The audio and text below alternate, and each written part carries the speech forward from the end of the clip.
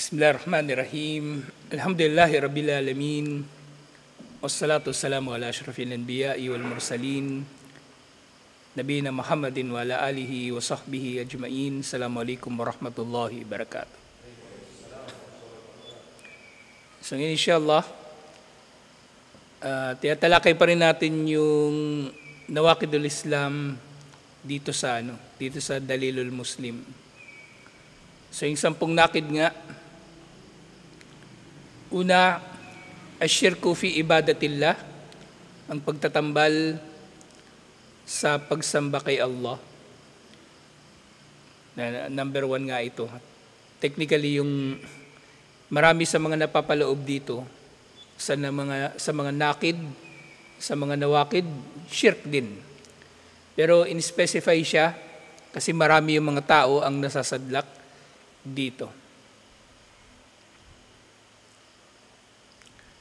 Pangalawa, man ja'ala bainahu wa bainallahi wasa'it yadu'uhum wa yas'aluhum asy-syafa'ah,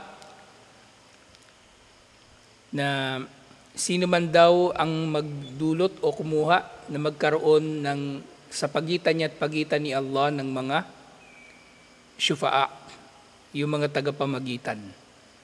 Na itong mga tagapamagitan na ito, yun nga maaring, ito na rin mismo nga yung dinadasalan niya. Para yung kanyang dasal ay darating daw kay Allah. Nananalangin siya, nagdarasal siya sa mga ito. وَيَسْأَلُهُمُ الشَّفَاءَ, tumihingi ng panalangin o kaya pamamagitan.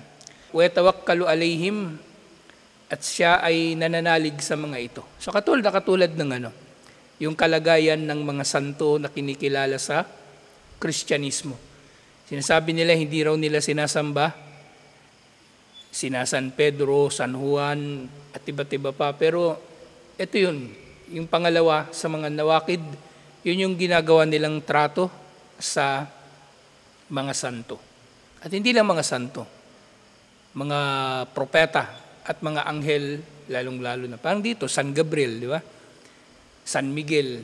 Yung mga lugar kasi dito sa Pilipinas, nung panahon ng Kastila, kung ano yung pangalan, madalas yun yung siya rin yung patron nung bayan na yun. Kung ano yung pangalan niya, kasi pinangalan naman talaga siya santo kadalasan, siya na yung patron ng bayan na yun. Dito nga, San Gabriel, San Miguel Bulacan, at iba pa. San Pedro Laguna. Yung mga San Juan na pangalan, asahan mo na yun si San Juan ang kanilang patron.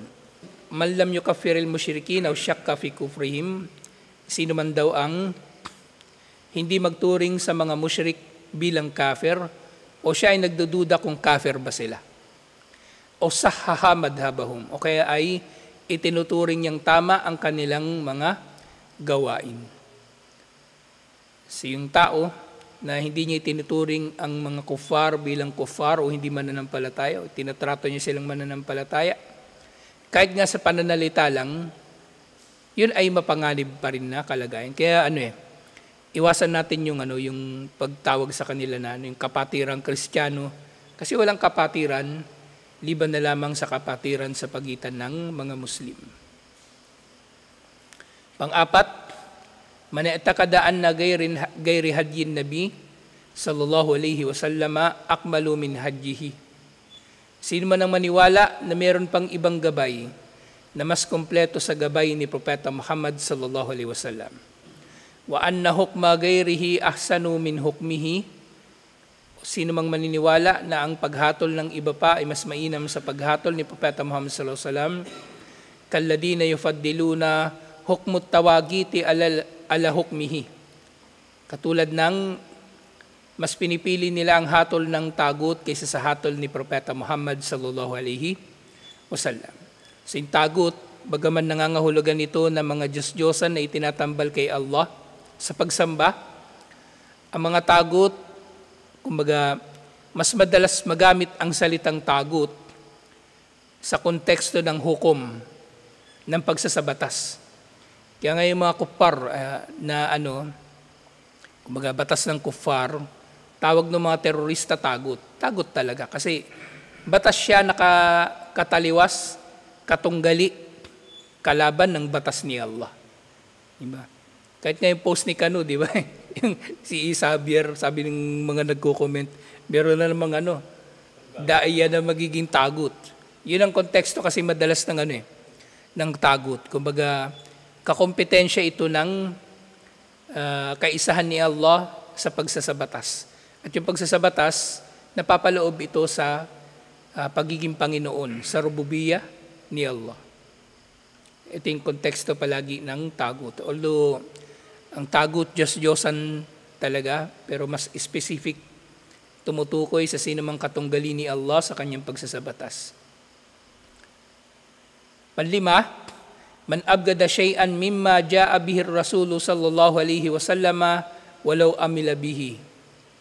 Sino man ang mamuhi sa anumang dala ni Propeta Muhammad sallallahu alaihi wasallam na paniniwala o mga gawaing pagsamba o kaya ay mga paraan ng pakikitungo sa kapwa, kahit pa'y sinasabuhay niya ang mga ito, siya ay kafir. Kahit pa'y sinasabuhay niya ito. So lahat ng ito natalakay na natin. At ngayon yung pang-anim, man istahza'a bi shay'in min dinir rasul aw thawabihi aw ikabihi. Sino man ang pagtatawanan niya ang anumang bahagi ng relihiyon ni Propeta Muhammad sallallahu alaihi wasallam, gayon din ang mga gantimpala at parusa nito.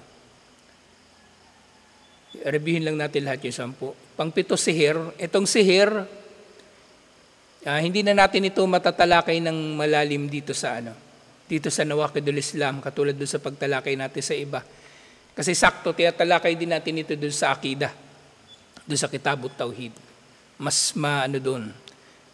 Ilang kabanata doon sa Kitabut Tauhid ang naka-dedicate para sa sihir. Lalaktawan na natin yan para mag-focus tayo doon na sa doon na sa pangwalo. Mudaharatul musyrikin wa muawanatuhum alal muslimin.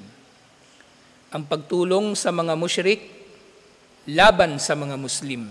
So ito yung pinagbabawal na pagtulong sa mga musyrik. Yung mga terorista, laging bukang bibig nila, tagut, tagut. Hindi porke tinulungan mo yung kuppar, tagut ka na.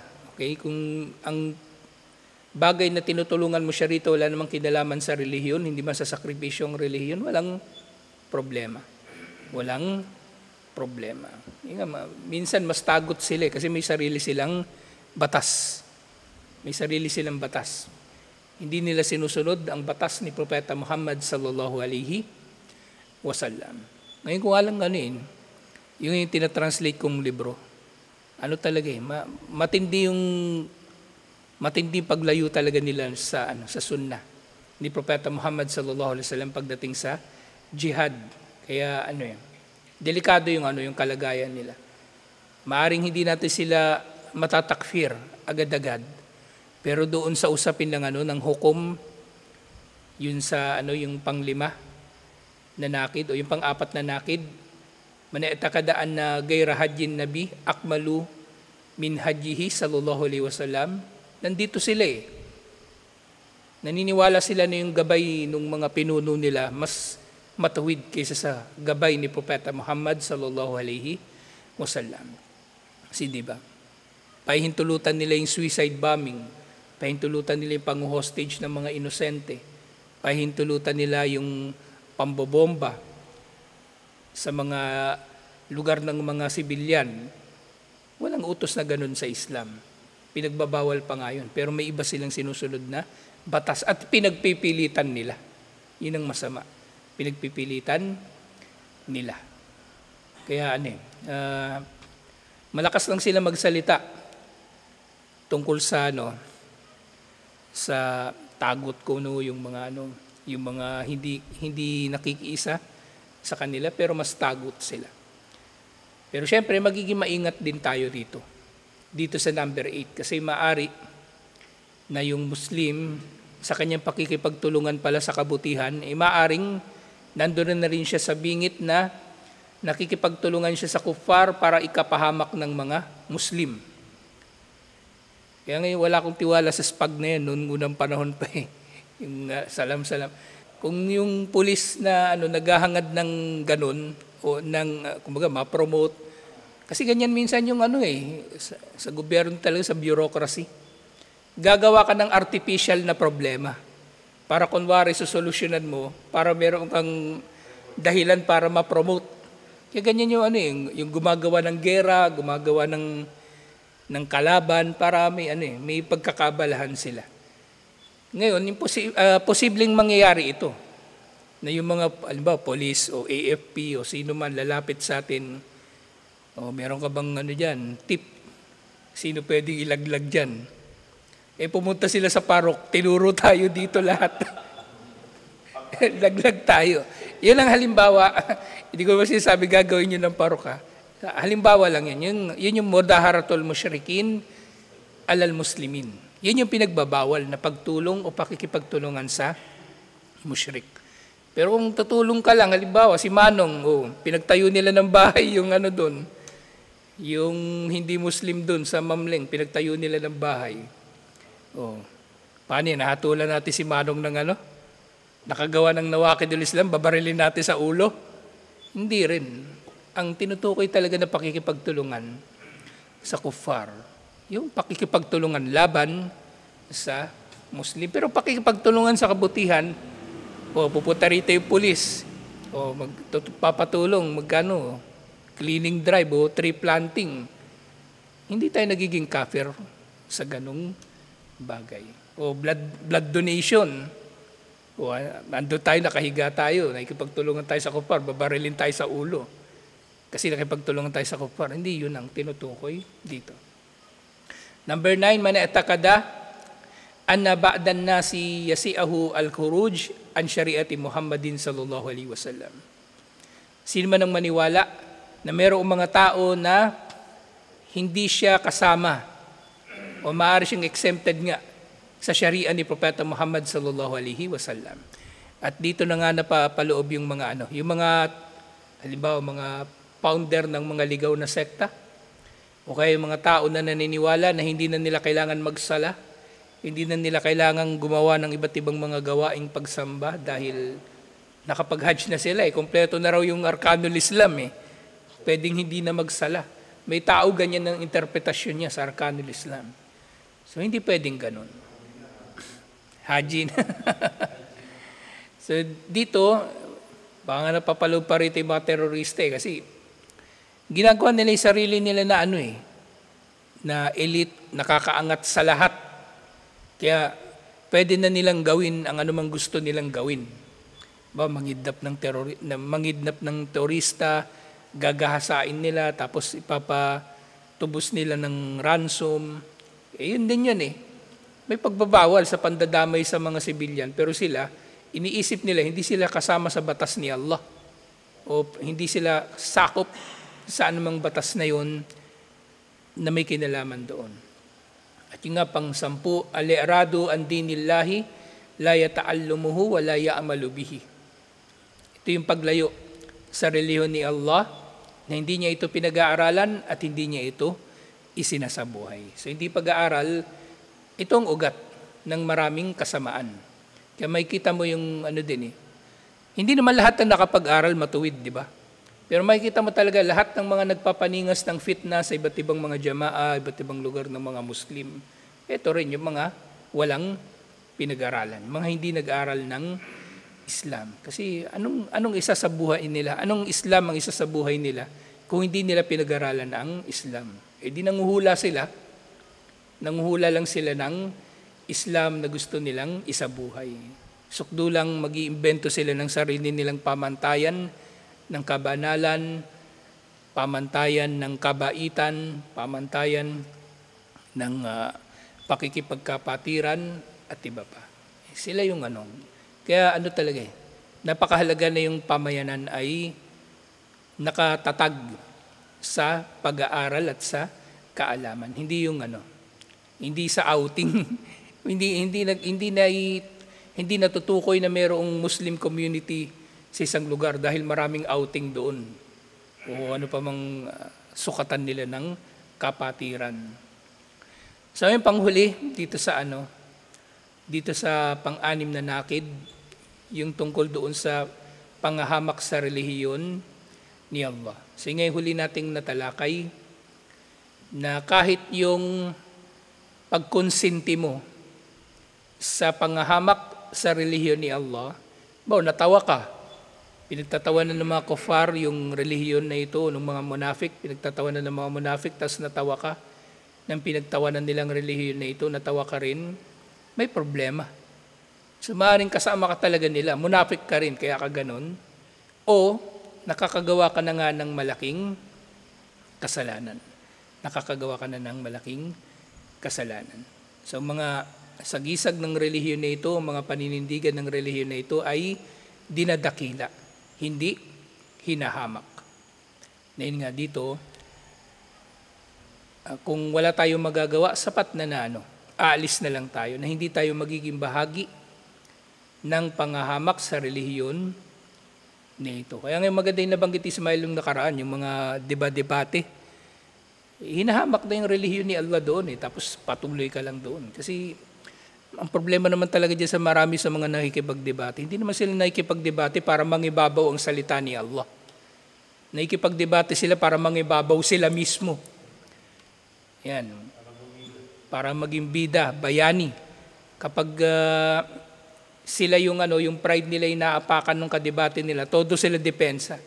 Pero yung si Allah, si Propeta Muhammad sallallahu alaihi wasallam hinahamak, hindi nila inaawat yung nagsasalita. Sasabihin nung yung kadebate niya, si Propeta Muhammad sallallahu alaihi wasallam, pedophile, nag-asawa ng bata o mga ganong bagay. Wala siyang doon, pakialam doon hanggat hindi nasasagasaan yung kanyang pride. Yun? Problema yun, hindi yun. Hindi yung kabayanihan, kagaguhan yun. Bakit mo bibigyan ng tao ng pagkakataon na hamakin ang Islam sa harapan mo, tapos bibigyan mo pa sila ng audience? Yun ang gusto ng maraming mga yung mga pastor at yung mga ligaw na sekta. Hindi nila gusto makipagdebate sa iyo. Gusto nila magkaroon ng audience na mapaparatingan nila ng kanilang kaligawan. Kasi alam nila, hindi ka naman nila basta-bastang makukumbinsi.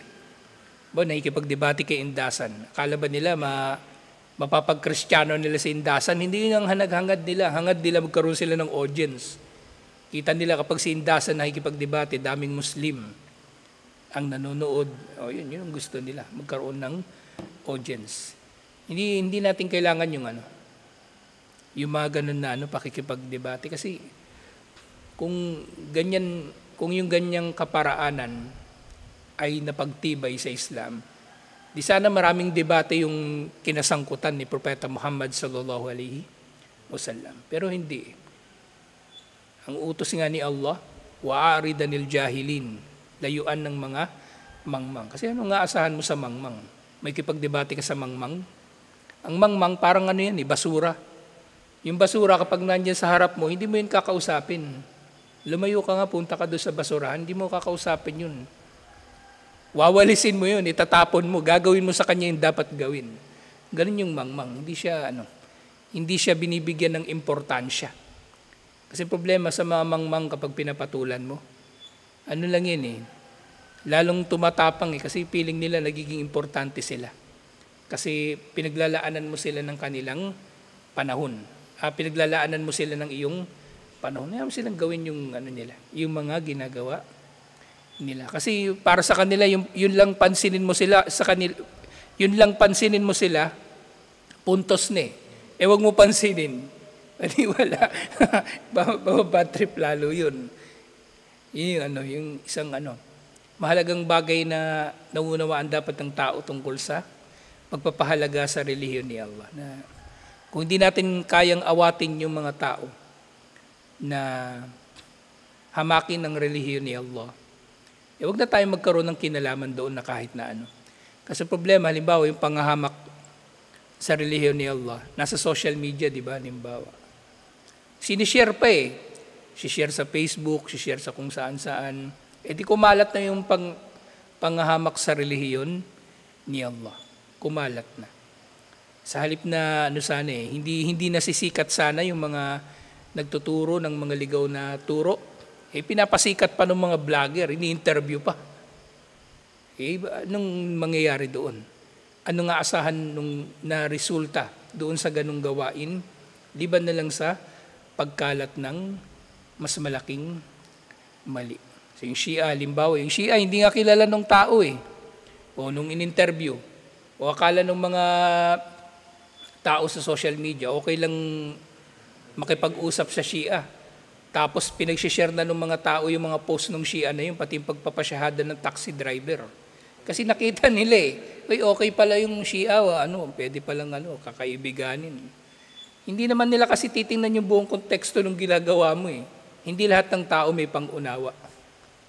Kaya, yung una ko talagang nakita doon yung yung dami nag-share yung video nung nagsyahada raw na taxi driver, pinost ng Shia. Ngayon kaya pala ganun, kasi meron ng unang nagpasikat doon sa Shia. Dapat nakikita rin natin yung resulta ng ating mga gawa. Meron tayong foresight. Kumbaga meron tayong nakikita na natin yung posibleng magiging ramifications ng ating mga gagawin. Inshallah. Sinabi ni Sheikh Abdurrahman bin Nasir as-Sa'di, Asluddin mabni ala ta'dimillahi wa ta'dimi dinihi wa rusuli. Ang relihiyon daw na ito ay nakatatag sa pagdakila kay Allah at pagdakila sa kanyang relihiyon at sa kanyang sugo. Pagdakila kay Allah, given na ito, alam na natin ito. Kailangan nating dakilain si Allah. Sinasamba natin si Allah at hindi natin hinahamak si Allah sa kahit na anong paraan. Pero actually yun nga, ang pagdakila kay Allah dapat napapaloob din dito ang pagdakila sa kanyang relihiyon at sa kanyang mga sugo at lahat ng may kinalaman sa Islam.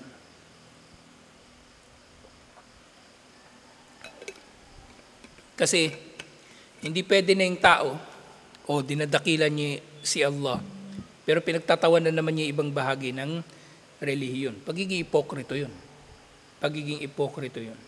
Parang yung halimbawa, babae, sabihin niya mahal niya yung asawa niya.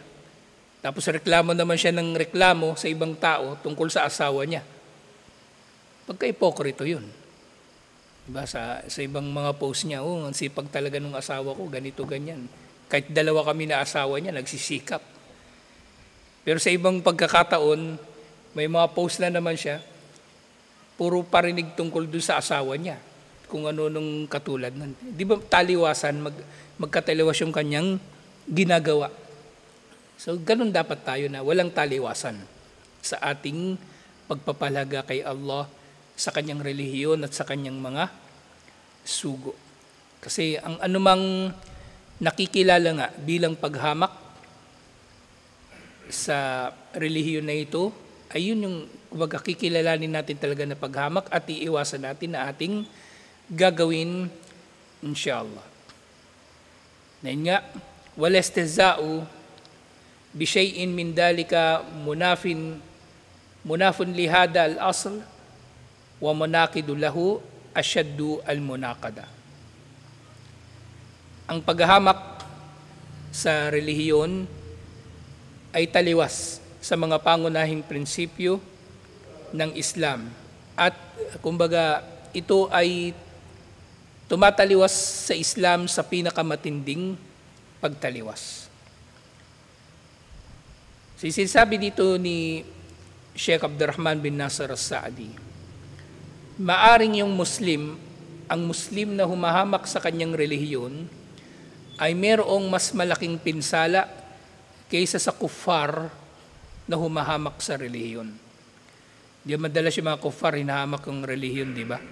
Halimbawa, yung Charlie Hebdo sa France at yung isa pang gumagawa ng cartoon dun sa Denmark, hinahamak nila si Propeta Muhammad sallallahu alaihi wasallam. Yung pinsala na dulot nila, mas matindi pa rin ang pinsala na dudulutin kung ang Muslim ang humahamak sa relihiyon.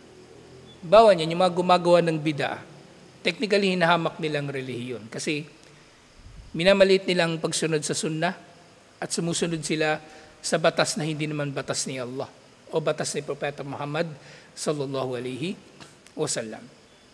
Ang pinsala na dulot ng nagpapakalat ng mga bid'ah na ito ay mas matindi kaysa sa pinsala ng anumang idodrawing nila na wangis ni Propeta Muhammad sallallahu alaihi wasallam na katawa-tawa o pinagmumukha nilang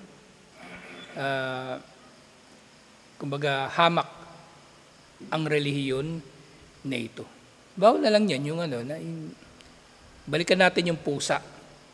Di ba yung mga mahilig magpakalat ng mga peking hadith tungkol sa pusa. Kesyo ang pusa daw nagtataboy ng jin. Ang pusa nagpapapasok ng anghel sa bahay. Ang pusa sumasalo ng malas na sa halip na mapupunta sa iyo yung malas, sasaluhin ng pusa.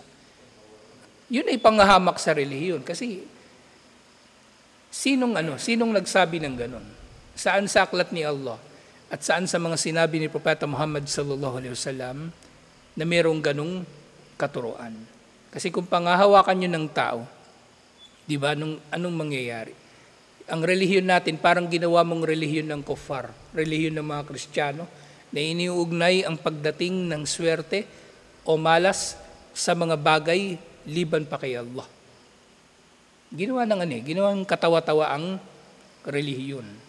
Ginawang katawa-tawa ang relihiyon. Kaya itong paghamak sa relihiyon, kung gagawin ng Muslim, ang pinsala niya ay magiging mas matindi pa kaysa sa paghamak ng hindi Muslim sa Islam. Kaya nga dapat yung tao, siya mismo, alam niya ang mga bagay na ito para hindi niya magagawa.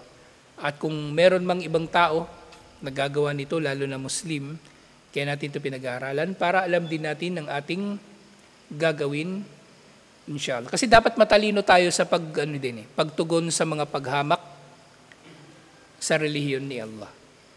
Kasi halimbawa niyan yung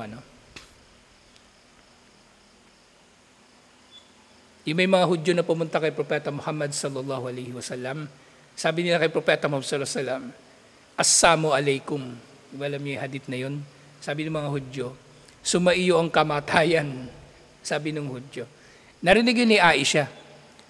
Galit na galit si Aisha. Sabi ni Aisha, wa alaikumussamu wa la'na. At sumainyo rin ang kamatayan at ang sumpa. Inawat siya ni Propeta Muhammad sallallahu alaihi wasallam. Sabi ni Propeta Muhammad sallallahu alaihi wasallam, mahalan na Aisha. Sandali lang Aisha, kumbaga relax ka lang. Galit na galit siya, relax ka lang. Sabi ni Aisha, alam tas mama ko, hindi mo narinig yung sinabi nila. Sabi ni Propeta Muhammad sallallahu alaihi wasallam, oo, narinig ko. Pero di ba sinabi ko na, wa alaikum at sumainyo rin. Ibig sabihin, ano ang sinabi nila? Assalamu alaikum, sumayo ang kamatayan. O sinabi na rin ni Propeta Muhammad sallallahu alaihi wasallam, wa alaikum at sumainyo rin. Nang hindi niya in-express ito ng galit na katulad nung pag-express ni Aisha. Ganun lang siya kasimple. Gumanti, matalino, kumbaga. Kaya yung mga panghahamak sa relihiyon, di ba, madalas nababalita yung pagsalakay ng mga terorista sa mga humahamak sa relihiyon. Hindi natin kailangan yun yung papatulan sa pamagitan ng dahas. Kailangan natin patulan yun sa pamagitan din ng talino, sa pamagitan din ng pagpaparating ng tamang turo ng Islam. At minsan hindi lahat ng panghahamak kailangan mong patulan Bawa, di ba si Abu Jahal, tsaka yung asawa niya, ang tawag niya kay Propeta Muhammad sallallahu alaihi wasallam, mudammam. Pero merong hadith, iniulat ni Imam al-Bukhari. Sabi doon sa hadith, hindi ba kayo nagtataka kung paano ako pinoprotektahan ni Allah laban sa panghahamak sa akin ni Abu Jahal at ng kanyang asawa at ng Quraysh sa pangkalahatan? Ha? Ano ba sinabi ko? Abu Jahal, si Abu Lahab, yung asawa niya at yung Quraysh sa pangkalahatan. Hindi kasama na si Abu Jahal din. Pero si Abu Lahab talaga primarily nagsasabi na. Si Abu Jahal, kasama na rin siya doon. Kasi yung Quraysh, ginamit na rin nila yung mudammam pang tawag sa kanya. So yung sabi niya, hindi ba kayo nagtataka kung paano ko pinoprotektahan ni Allah laban sa Quraysh? Sabi niya, ang minumura nila, si Mudammam. Samantalang ang pangalan ko talaga, Muhammad. So yung ginagawa nilang yung pang-aasar sa kanya, gamit yung salitang Mudammam, hindi talaga tatalab sa kanya kasi hindi naman siya Mudammam Kaya nga hindi lahat ng panghahamak din kailangan patulan. Kaya doon sa aya, sapat na umalis ka na lang, tumalikod ka kung ikaw ay nababagabag o napipinsala nung panghahamak sa relihiyon. At yun nga, yung panghahamak, pwede natin itong harapin sa pamagitan din ng amru bil ma'ruf wa nahyu anil munkar, depende sa ating kakayanan. Pigilan natin ito sa pamagitan ng otoridad natin kung meron tayong otoridad, o magpayo tayo kung meron tayong kakayanan na magpayo, o kung di man, sa pamagitan ng ating mga puso. At ito na yung paglayo doon sa panghahamak na yun sa relihiyon. So itong panghahamak sa relihiyon, dapat matalino ang pagtugon ng Muslim dito, inshallah, at hindi siya kumbaga magpapadalos-dalos lang o kaya magpapadala sa kanyang emosyon. So dito natin tatapusin ito, inshallah. Yung sihir, lalaktawan na natin yun. At pupunta na tayo doon sa susunod na nakid, inshallah, kasi sihir, tinatalakay naman na natin sa akida, alhamdulillah. Sa tutuloy ito, inshallah. Assalamualaikum warahmatullahi wabarakatuh.